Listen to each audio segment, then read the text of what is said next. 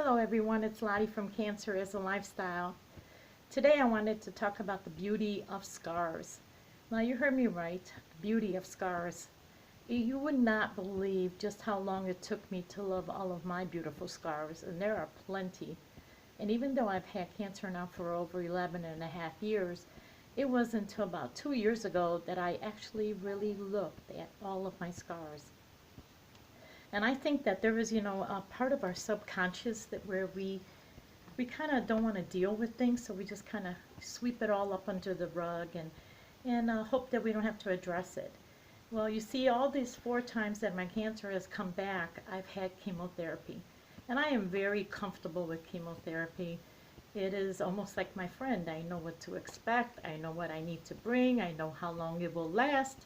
I know what side effects I'm going to get. And I know when to even expect them. So chemotherapy is not almost a threat to me at all. I feel very comfortable. I know what to expect. So back in 2016, when they also added on radiation, I was just like shocked, like, what? Radiation? I don't know anything about radiation. And initially they told me it was only going to be 2 weeks, 10 days actually. So it was quite a surprise when I went to see my radiation doctor, and he sent me for a CT scan, and he decided that what I needed was 25 sessions. So 25 days, Monday through Friday, of radiation. Now, let me tell you, that shocked the heck out of me because I did not want radiation. I thought it was just like, I don't know what it was. I think subconsciously I was fighting it. Because maybe, deep down inside I knew what I would have to face. So the day of my, when they make a mold of you, you go to radiation, you get undressed, you put on your hospital gown, and you go, and they kind of make a mold of you from your legs down, so you can, this is your mold for the whole time you're there. And this mold, you lay in it every time you have radiation because it centers you exactly in the spot that you need to be. So the radiation hits your point of where that tumor is or where that cancer is exactly. So you have 2 technicians always that are working with you. And for me, it was, for some reason, the hospital always had a male and a female technician that would, assist you. So you can imagine the first day, here I am, you're basically butt naked underneath this hospital gown. You lay down on the table, they put a cover on you, they put a sheet over you, and of course they hoist up your hospital gown to where your navel is showing, and they put you in this mold, and they actually make a mold of you.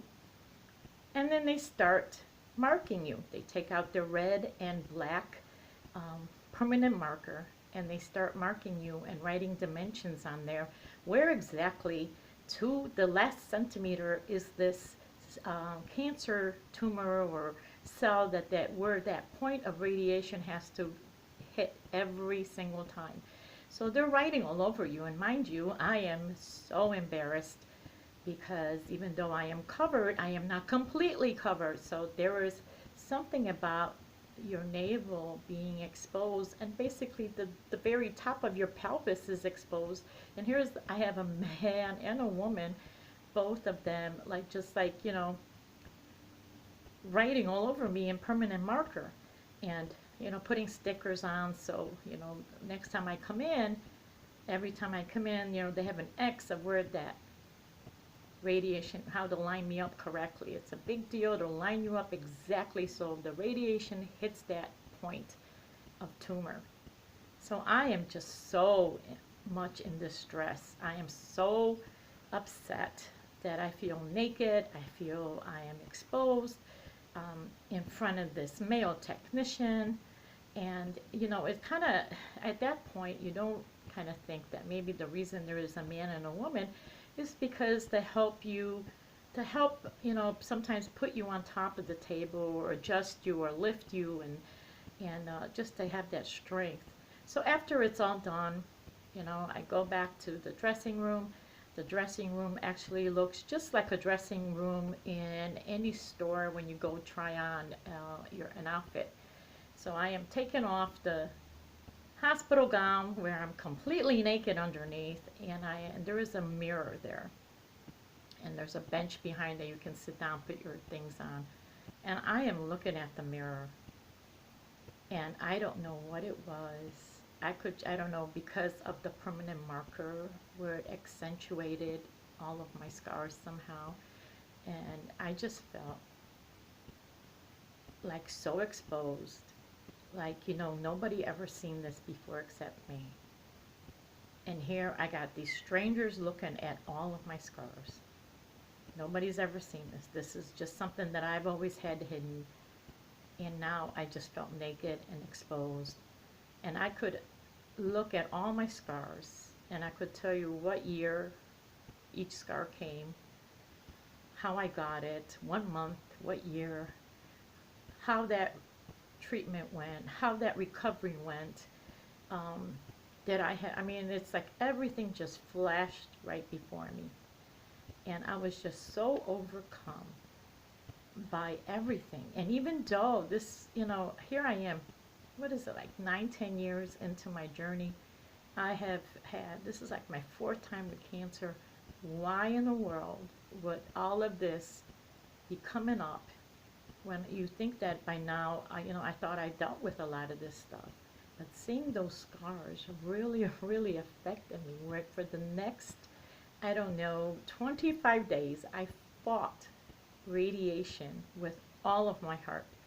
I would lay awake about 3 o'clock in the morning, and I would come up with excuses as to why I'm not going to go in. I would come up with these incredible excuses why, why bother? It's just ridiculous. It's just going to come back again and again because I have a recurring cancer. So why even bother? Why am I going through all of this for nothing? And, I would still get up, I would get dressed, I would go in traffic, and it'd be such horrible rush hour traffic in the morning. And the whole time there, again, it's like I'm having a conversation with God, and I'm arguing with God as to why I have to do this. Why am I going in? Because, look at this traffic. I'm never going to get there. And I'm telling you, during this time, it seemed like almost every street had construction work being done. There were roadblocks. You had to go down different roads. It was like, it would take me forever to get to the hospital. Now when I think about it, I really do, I'm having these conversations with God. I'm fighting with Him. But I think all of this happened is because I really needed to process my scars, something I never really addressed. And I needed to process whatever was still left undone. So this time, I believe all that traffic, all of that, this is my conversations, my anger maybe that I felt as to why am I doing this? And then I would pull up to the hospital, and, I did not use their parking lot because you pay like $6.50 per day for their parking lot. And I said, I'm not paying that much for times 25 days. That is just going to be way too much money. So I decided to park on the street. Well, you can imagine what that looked like, trying to find a parking spot on the street in front of a hospital. Almost impossible. So I'd be driving around in a circle, and again, I'm fighting with God. I'm yelling, you see, I might as well just go home because, I can't even find a parking spot. And then suddenly a car would pull out, and there'd be a parking spot. And it was like this every single day for about good 20 days that I fought this whole thing. I just did not want nothing to do with this radiation, or I did not want to be in front of that mirror. I was just fighting that mirror. It's like when you go buy an outfit and you go in that dressing room, those mirrors do not make you look good. Nothing you put on looks good. And this time, I did not look good. Those scars really bothered me. And every time I went in, I would meet a lot of ladies that of all different ages, different ethnic groups. And, and I realized that, just something as simple as my sitting next to them or holding their hand, or, for a lot of them, there was their first time, or just listening to their stories, it really, really calmed them down. Yeah, they needed to hear that. They needed for someone to um, reaffirm, to be there and to tell them it's okay, it's all right, you can cry, have a tissue. So this whole time, it took me so long, and I still shudder when I think about that time of radiation, because I didn't want to address that. I didn't want to look at it because it was so ugly. It was really ugly to me. So, I know that all of us, when we have cancer, we have some sort of scars that we got to look at. And some of us, I cannot even imagine what some of you may be going through. For all of us have a different path, a different journey, a different, experience. I fear for women who have to have a mastectomy, and I mean, my Lord, how do you deal with everything? I actually became friends with a young woman who lost a breast, who had 2 children under the age of 9. It was just difficult to have to, as a woman, not only lose a breast, but be worried about living and being there for her children, to be able to raise them. But I think it's something that we all have to face and we have to look at. And for some of us, it may take us even longer than others. But if you haven't had time to really kind of take a look at your scars, do so. Because I think we really need to become comfortable in who we are. I don't look anything like I used to look, and it took me a long time to become accustomed to all this weight gain. And I would look in the mirror sometimes and I would wonder, like, who the heck is this person? I don't recognize her. I don't have any pictures of anybody that looks like her. I mean, every people that didn't see me for years, and they saw me after the cancer, they would be like, wow, you look so different. You've gained weight. You look, and I did. I did not look. And it took me a long time to start feeling. And and I think maybe that has a lot to do with the cancer scars that I have. And why I resisted looking at them is because I have been fighting this image of myself and how I look now for so long. And, always dieting and always trying to get that figure back that I once had.